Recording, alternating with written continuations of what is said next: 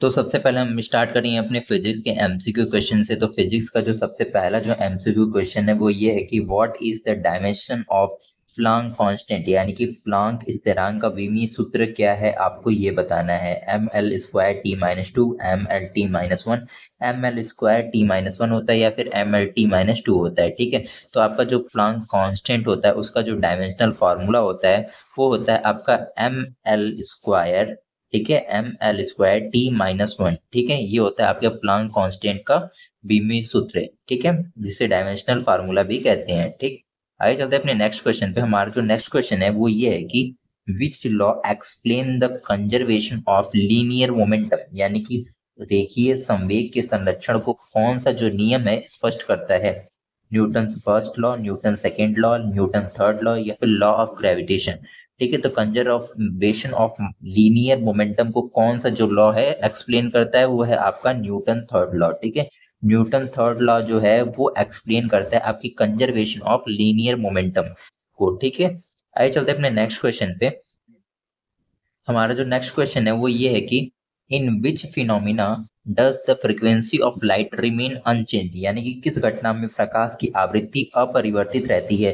Reflection, refraction, dispersion या फिर polarisation. तो कौन सी जो घटना होती है, फिनोमिना होता है, उसमें प्रकाश की आवृत्ति आपका अपरिवर्तित रहती है, वो घटना होती है आपकी रिफ्लेक्शन की। ठीक है, कौन सी घटना होती है, रिफ्लेक्शन की जो घटना होती है उसमें जो आपकी फ्रीक्वेंसी होती है लाइट की वो रिमेन अनचेंज रहती है। ठीक है, आगे चलते हैं अपने नेक्स्ट क्वेश्चन पे। हमारा जो नेक्स्ट क्वेश्चन है वो ये है कि which physical quantity has the unit Tesla, यानी कि किस भौतिक राशि की जो इकाई होती है वो टेस्ला होती है। इलेक्ट्रिक फील्ड की, मैग्नेटिक फ्लक्स की या फिर मैग्नेटिक फील्ड की या फिर इलेक्ट्रिक पोटेंशियल की। तो किसकी जो एसआई यूनिट होती है वो आपका टेस्ला होती है या फिर यूनिट जो होती है वो टेस्ला होती है। तो आपका जो करेक्ट आंसर है वो है मैग्नेटिक फील्ड। ठीक है, मैग्नेटिक फील्ड। ठीक है, यानी कि आपका जो ऑप्शन नंबर सी है वो करेक्ट आंसर है इस क्वेश्चन का। आइए चलते हैं अपने नेक्स्ट क्वेश्चन पे। हमारा जो नेक्स्ट क्वेश्चन है वो ये है कि what is the nature of electromagnetic wave, यानी कि विद्युत चुंबकीय तरंगों की प्रकृति क्या होती है। लॉन्गिट्यूडनल होती है या फिर ट्रांसवर्स होती है, यानी कि या फिर आपका बोथ ए एंड बी, यानी लॉन्गिट्यूडनल और ट्रांसवर्स दोनों होती हैं, या फिर नन ऑफ दी, यानी कि इनमें से कुछ भी नहीं होती। तो आपका जो करेक्ट आंसर है वो है ट्रांसवर्स, यानी कि जो विद्युत चुंबकीय तरंगे की जो प्रकृति होती है, जो नेचर होता है वो कैसा होता है, ट्रांसवर्सली होता है। ठीक है, आइए चलते हैं अपने नेक्स्ट क्वेश्चन पे। हमारा जो नेक्स्ट क्वेश्चन है वो ये है कि विच quantity is conserved in an elastic collision, यानी कि लोचदार टक्कर में कौन सी जो राशि होती है वो संरक्षित रहती है। आपका मोमेंटम ओनली या फिर काइनेटिक एनर्जी या फिर both momentum and kinetic energy या फिर पोटेंशियल एनर्जी। तो कौन सी जो राशि है वो कंजर्व रहती है, वो होता है आपका मोमेंटम एंड काइनेटिक एनर्जी। दोनों ही जो राशियां होती हैं वो जो है कंजर्व रहती है या संरक्षित रहती हैं। ठीक है, तो आपका जो करेक्ट आंसर है वो है आपका option number C, both momentum and kinetic energy. ठीक, आइए चलते हैं अपने नेक्स्ट क्वेश्चन पे। हमारा जो नेक्स्ट क्वेश्चन है वो ये है कि which law governs the momentum of planets, यानी ग्रहों की गति किस नियम द्वारा संचालित की जाती है। Kepler's law, Ohm law, Newton law of polling या फिर फैराडे लॉ। तो किस नियम द्वारा जो है ग्रहों की जो गति है उसे संचालित किया जाता है। आपका जो करेक्ट आंसर है वो है आपका केपलर्स लॉ। ठीक है, केपलर्स लॉ। आइए चलते अपने नेक्स्ट क्वेश्चन पे। हमारा जो नेक्स्ट क्वेश्चन है वो ये है कि the critical angle occur when light passes from, यानी कि क्रिटिकल कोण तब उत्पन्न होता है जब प्रकाश किसी माध्यम से गुजरता है। डेंसर टू रेयर मीडियम या फिर रेयर टू डेंसर मीडियम या फिर एयर टू वैक्यूम जाता है या फिर वैक्यूम टू एयर जाता है। तो आपका जो करेक्ट आंसर है वो है डेंसर टू रेयर मीडियम। ठीक है, यानी कि आपका जो ऑप्शन नंबर ए है वो करेक्ट आंसर है इस क्वेश्चन का। ठीक, आइए चलते अपने नेक्स्ट क्वेश्चन पे। हमारा जो नेक्स्ट क्वेश्चन है वो ये है कि the work done in moving a charge in an electric field depends on, यानी कि एक आवेश को वैद्युत क्षेत्र में स्थानांतरित करने में किया गया कार्य किस पर निर्भर करता है। पाथ फॉलोड पे या फिर इनिशियल वेलोसिटी पे या फिर पोटेंशियल डिफरेंस पे या फिर मास ऑफ चार्ज पे। तो किस चीज पे जो है वो आपका डिपेंड करता है, आपका इलेक्ट्रिक फील्ड में जो मूविंग चार्ज होता है वो। ठीक, तो आपका जो करेक्ट आंसर है वो आपका पोटेंशियल डिफरेंस, यानी कि विद्युत विभव पे। ठीक है, आइए चलते हैं अपने नेक्स्ट क्वेश्चन पे। हमारा जो नेक्स्ट क्वेश्चन है वो ये है कि what is the SI unit of angular momentum, यानी कि कोणीय संवेग की एसआई इकाई क्या है आपका? तो कोणीय संवेग जो होता है उसकी एसआई इकाई जो होती है वो होती है किलोमीटर स्क्वायर अपॉन सेकेंड। ठीक है, KG into metre square upon second, यानी कि आपका जो ऑप्शन नंबर ए है वो करेक्ट आंसर है इस क्वेश्चन का। ठीक है, केजी होता है। ठीक है, KG into metre square upon second, ये होता है आपका एसआई यूनिट आपके एंगुलर मोमेंटम का। आइए चलते हैं अब हम केमिस्ट्री के अपने एमसीक्यू क्वेश्चन पे। तो केमिस्ट्री का जो सबसे पहला एमसीक्यू क्वेश्चन है वो ये है कि which quantum number determine the shape of orbital, यानी कि कौन सा जो क्वांटम नंबर है वो ऑर्बिटल के आकार को निर्धारित करता है? प्रिंसिपल क्वांटम नंबर, एजी म्यूचुअल क्वांटम नंबर, फिर या फिर मैग्नेटिक क्वांटम नंबर, या फिर स्पिन क्वांटम नंबर। तो आपका जो करेक्ट आंसर है वो है एजी म्यूचुअल क्वांटम नंबर। ठीक है, क्या करेक्ट आंसर है आपका? एजी म्यूचुअल जो क्वांटम नंबर होता है वो आपके जो है शेप ऑफ ऑर्बिटल को बताता है। आइए चलते हैं अपने नेक्स्ट क्वेश्चन पे। हमारा जो नेक्स्ट क्वेश्चन है वो ये है कि what is the hybridization of carbon in ethyne. ठीक है, यानी कि इथाइन C2H2 में कार्बन की हाइब्रिडाइजेशन क्या होती है? तो C2H2 में जो कार्बन की हाइब्रिडाइजेशन होती है वो होती है आपकी sp। क्या होती है हाइब्रिडाइजेशन? sp होती है। ठीक है, आइए चलते हैं अपने नेक्स्ट क्वेश्चन पे। हमारा जो नेक्स्ट क्वेश्चन है वो ये है कि which of the following has the highest ionization energy, यानी कि निम्नलिखित में से किसकी आयनीकरण ऊर्जा जो होती है सबसे अधिक होती है? सोडियम की, मैग्नीशियम की, एल्यूमिनियम की, या फिर Na की। तो किसकी जो आयनीकरण ऊर्जा होती है सबसे अधिक होती है? वह आपका correct answer option number D, यानी कि Na की। ठीक है, आइए चलते हैं अपने नेक्स्ट क्वेश्चन पे। हमारा जो नेक्स्ट क्वेश्चन है वो ये है कि which law state that mass is neither created or nor be destroyed in chemical reaction, यानी कौन सा नियम कहता है कि किसी रासायनिक अभिक्रिया में द्रव्यमान न तो उत्पन्न होता है न ही नष्ट होता है? तो ये कौन सा जो नियम है वो कहता है लॉ ऑफ मल्टीपल प्रोपोर्शन, या फिर लॉ ऑफ डिफिनाइट प्रोपोर्शंस, या फिर law of conservation of mass, या फिर लॉ ऑफ गैसियस वॉल्यूम। तो कौन सा जो है लॉ जो है ये कहता है? ठीक, तो आपका जो करेक्ट आंसर है वो है law of conservation of mass, यानी कि law of conservation of mass, यानी कि द्रव्यमान संरक्षण का नियम ये कहता है कि न तो रासायनिक ऊर्जा में जो है आपका रासायनिक जो अभिक्रिया होती है न तो उसमें द्रव्यमान उत्पन्न होता है न ही नष्ट होता है। ठीक है, आइए चलते हैं अपने नेक्स्ट क्वेश्चन पे। हमारा जो नेक्स्ट क्वेश्चन है वो ये है कि what is the pH of 0.001 mole HCl solution, यानी कि 0.001 मोल HCl विलयन का pH कितना होता है? एक होता है, दो होता है, तीन या होता है, या फिर चार होता है? तो आपका जो करेक्ट आंसर है वो है तीन। ठीक है, कितना होता है pH मान? तीन होता है। ठीक है, 0.001 मोल pH विलयन का। आइए चलते हैं अपने नेक्स्ट क्वेश्चन पे। हमारा जो नेक्स्ट क्वेश्चन है वो ये है कि which of the following compound shows resonance, यानी कि निम्न में से कौन सा जो यौगिक है वो रेजोनेंस दर्शाता है? CH4, C2H6, CO3 2 माइनस, या फिर HCl। तो आपका जो करेक्ट आंसर है वो है आपका CO3 2 माइनस। ठीक है, CO3 2 माइनस जो है रेजोनेंस को जो है शो करता है। ठीक, आइए चलते हैं अपने नेक्स्ट क्वेश्चन पे। हमारा जो नेक्स्ट क्वेश्चन है वो ये है कि what is the oxidisation state in Mn in KMnO4, यानी KMnO4 में Mn की ऑक्सीकरण अवस्था क्या है? +2 है, +4 है, +6 है, या फिर +7 है? तो ऑक्सीकरण जो संख्या होती है KMnO4 में Mn की वो होती है आपका +7। ठीक है, कितनी होती है? +7 होती है। ठीक, आइए चलते हैं अपने नेक्स्ट क्वेश्चन पे। हमारा जो नेक्स्ट क्वेश्चन है वो ये है कि which element does not follow the octet rule, यानी कि निम्न में से कौन सा जो तत्व है वो ऑक्टेट नियम का पालन नहीं करता है? तो ऑक्टेट रूल को जो फॉलो नहीं करता है वो है आपका ऑप्शन नंबर सी। ठीक, आइए चलते अपने नेक्स्ट क्वेश्चन पे। हमारा जो नेक्स्ट क्वेश्चन है वो है आपका the rate of a chemical reaction generally increases with, यानी कि किस कारण से रासायनिक अभिक्रिया की गति समानता बढ़ जाती है? डिक्रीज इन टेम्परेचर के कारण से, या फिर डिक्रीज इन कंसंट्रेशन, या फिर इंक्रीज इन प्रेशर, या फिर एडिक्शन ऑफ इनर्ट गैसेस। तो आपका जो करेक्ट आंसर है वह है इंक्रीज इन प्रेशर। ठीक है, increase in pressure for gases. ठीक है, आइए चलते हैं अपने नेक्स्ट क्वेश्चन पे। हमारा जो नेक्स्ट क्वेश्चन है वो ये है कि which of the following is a strong electrolyte, यानी निम्नलिखित में से कौन सा एक मजबूत इलेक्ट्रोलाइट है? ग्लूकोज, एसिटिक एसिड, NaCl, या फिर यूरिया? तो इसमें स्ट्रॉन्ग जो इलेक्ट्रोलाइट है वो है आपका NaCl। ठीक है, क्या है? NaCl जो है एक स्ट्रॉन्ग इलेक्ट्रोलाइट है। ठीक, आइए चलते हैं अपने नेक्स्ट क्वेश्चन पे। हमारा जो नेक्स्ट क्वेश्चन है वो है अब बायोलॉजी का।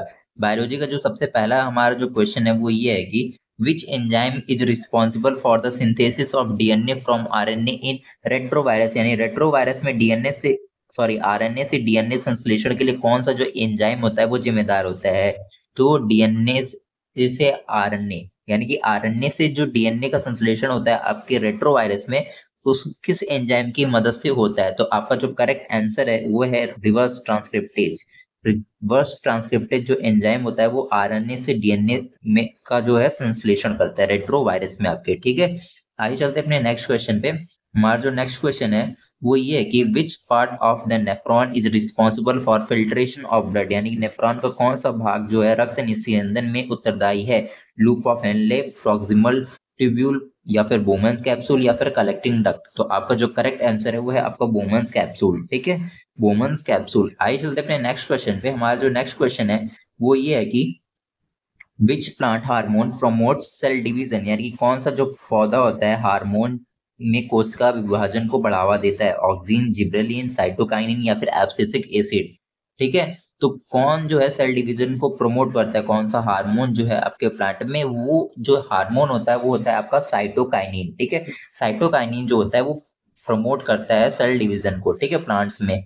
आइए चलते अपने नेक्स्ट क्वेश्चन पे। हमारा जो नेक्स्ट क्वेश्चन है वो ये है कि विच ऑर्गन प्रोड्यूसेस इंसुलिन, यानी कि इंसुलिन का निर्माण कौन सा अंग करता है। लिवर, पैंक्रियाज, किडनी, या फिर स्टमक।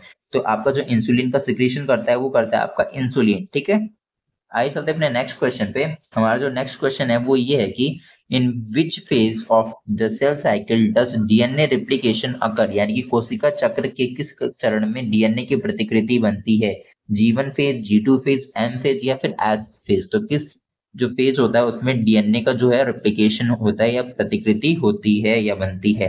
तो आपका जो करेक्ट आंसर है वो है आपका एस फेज। ठीक है, एस फेज में जो है डीएनए रेप्लिकेशन जो है अकर होता है। ठीक, आइए चलते अपने नेक्स्ट क्वेश्चन पे। हमारा जो नेक्स्ट क्वेश्चन है वो ये है कि what is the function of haemoglobin, यानी कि हीमोग्लोबिन का कार्य क्या होता है। Transport of nutrition, transport of oxygen, regulation of blood pressure, या फिर क्लॉटिंग ऑफ ब्लड। तो आपका जो हीमोग्लोबिन होता है उसका जो कार्य होता है वो होता है ट्रांसपोर्टेशन ऑफ ऑक्सीजन। ठीक है, ऑक्सीजन का परिवहन करना। ठीक, आइए चलते अपने नेक्स्ट क्वेश्चन पे। हमारा जो नेक्स्ट क्वेश्चन है वो ये है कि the biome has the highest biodiversity, यानी कि किस बायोम में सर्वाधिक जैव विविधता पाई जाती है। Desert, tundra, tropical rain forest, या फिर ग्रीनलैंड।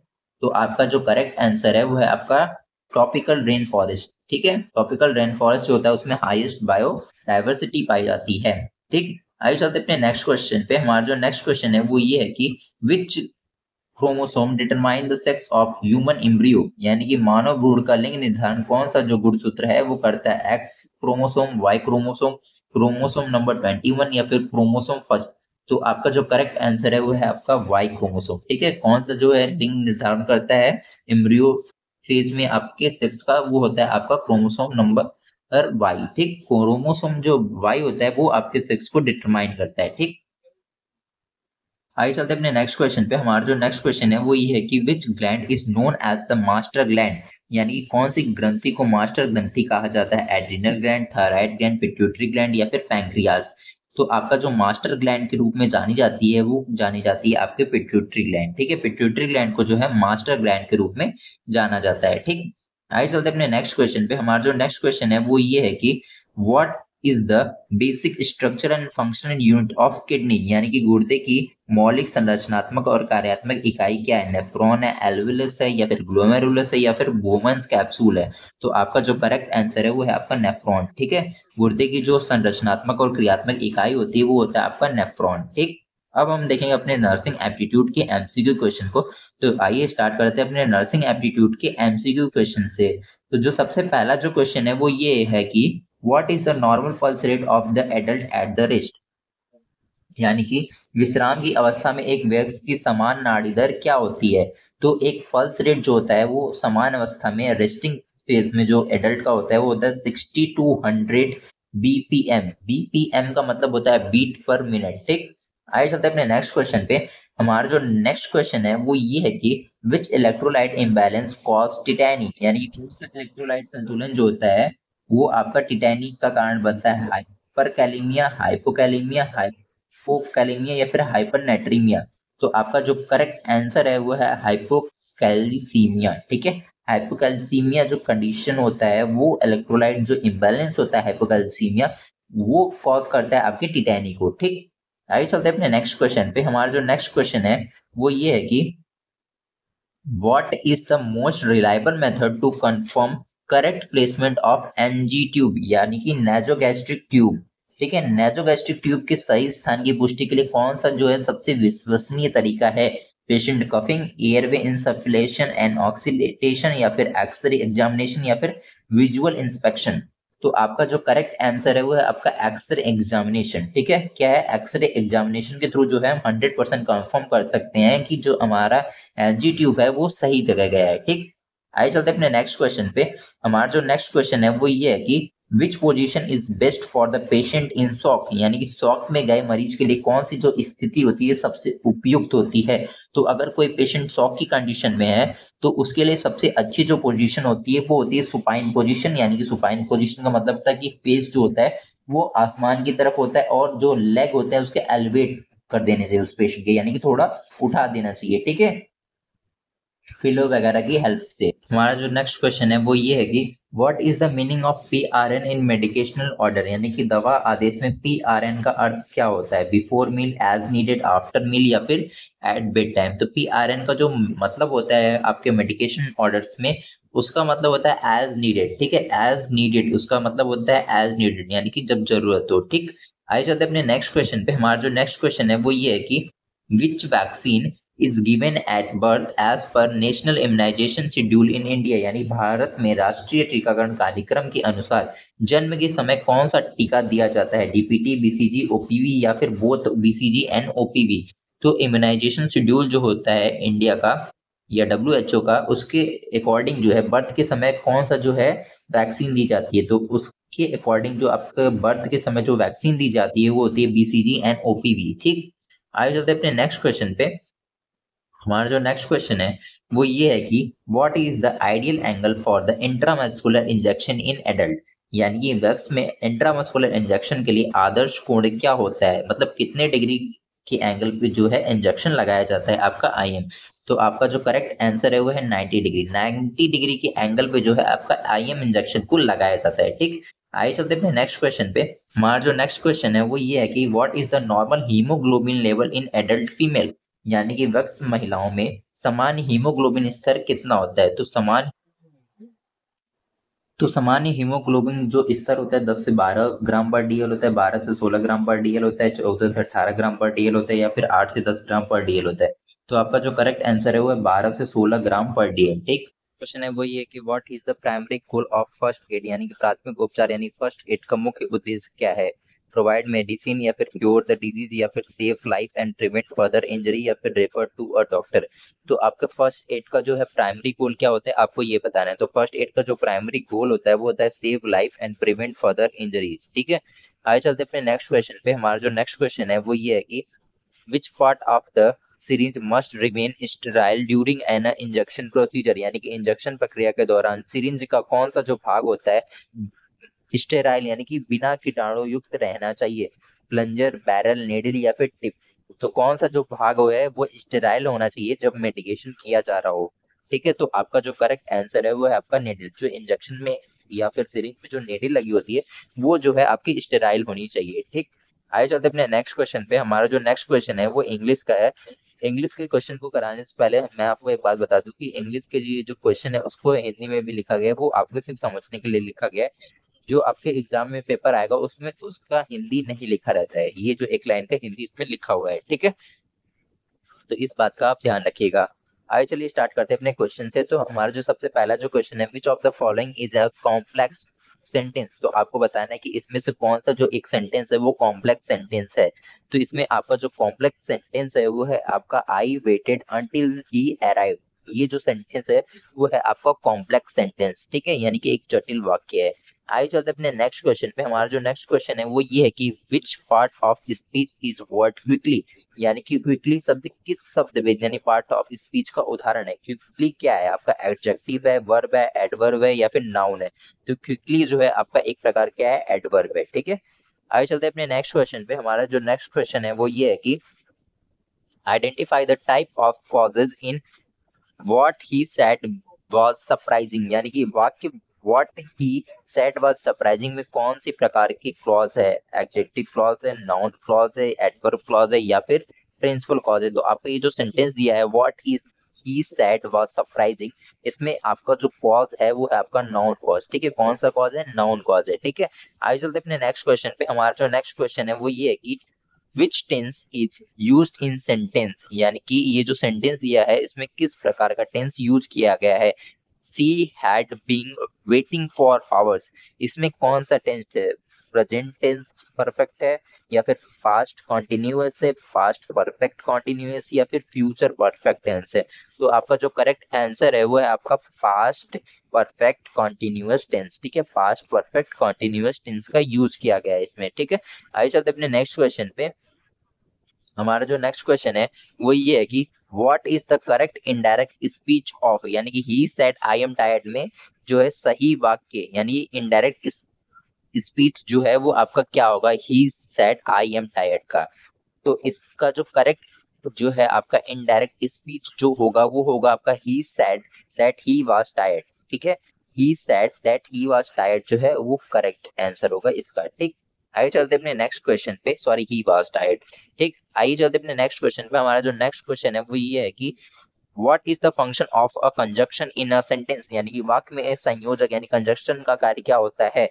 तो आपका जो कंजक्शन होता है उसका कार्य क्या होता है आपको ये बताना है। जो कंजक्शन होता है उसका जो कार्य होता है वो होता है ज्वाइन वर्ड्स एंड क्लॉजेस, ठीक है। यानी कि शब्दों और क्लॉजेस को क्या होता है? जोड़ने का कार्य होता है। आइए चलते अपने नेक्स्ट क्वेश्चन पे। हमारा जो नेक्स्ट क्वेश्चन है वो ये है कि which of the following sentence in a passive voice, यानी कि इनमें से जो सेंटेंस दिए गए हैं आपको जो 4 ऑप्शन दिए गए हैं इसमें से कौन सा जो ऑप्शन है वो पैसिव वॉइस में आपको ये बताना है। तो आपका जो ऑप्शन नंबर सी है a house was built by them, ये जो सेंटेंस है वो है आपका पैसिव वॉइस में, ठीक है। किस वॉइस में? आपका पैसिव वॉइस में, ठीक। आइए चलते अपने नेक्स्ट क्वेश्चन पे। हमारा जो नेक्स्ट क्वेश्चन है वो ये है कि what is the figure of speech in, यानी कि आपको ये जो सेंटेंस दिया गया है इसमें कौन सा फिगर ऑफ स्पीच है आपको ये बताना है। The wind whispered through the trees, इसमें कौन सा पार्ट ऑफ स्पीच है? तो इसमें जो आपका पार्ट ऑफ स्पीच है वो है आपका पर्सनिफिकेशन, ठीक है, पर्सनिफिकेशन। यानी कि आपका जो ऑप्शन नंबर बी है वो करेक्ट आंसर है इस क्वेश्चन का, ठीक है। आगे चलते हैं अपने नेक्स्ट क्वेश्चन पे। हमारा जो नेक्स्ट क्वेश्चन है वो ये है कि चूज द करेक्ट स्पेलिंग, यानी कि आपको करेक्ट स्पेलिंग बतानी है एक्यूमुलेशन की, ठीक है। आपका जो करेक्ट स्पेलिंग होता है वो होता है ACCOMMODATION, ठीक है। ये जो है करेक्ट स्पेलिंग है, ठीक है, एक्यूमुलेशन की, ठीक है। आइए जाते हैं अपने नेक्स्ट क्वेश्चन पे। हमारा जो नेक्स्ट क्वेश्चन है वो ये है कि identify the type of sentence, यानी कि ये जो सेंटेंस दिया गया है इसके टाइप को आपको आइडेंटिफाई करना है। Please pass me the salt, ये कौन सा सेंटेंस है? डिक्लेरेटिव, इंट्रोगेटिव, इंपरेटिव या फिर एक्सक्लेमेटिव, ठीक है। तो आपका जो करेक्ट आंसर है वो है आपका इंपरेटिव, ठीक है। कौन सा सेंटेंस है? इंपरेटिव सेंटेंस है, ठीक है। तो आज के लिए इतना ही। अगर आपको हमारी वीडियो पसंद आई तो हमारी वीडियो को लाइक और हमारे चैनल को सब्सक्राइब कर लें। साथ ही साथ इस वीडियो का जो PDF है वो आपको टेलीग्राम पे मिल जाएगा, आप जाके वहां से इसको डाउनलोड भी कर सकते हैं।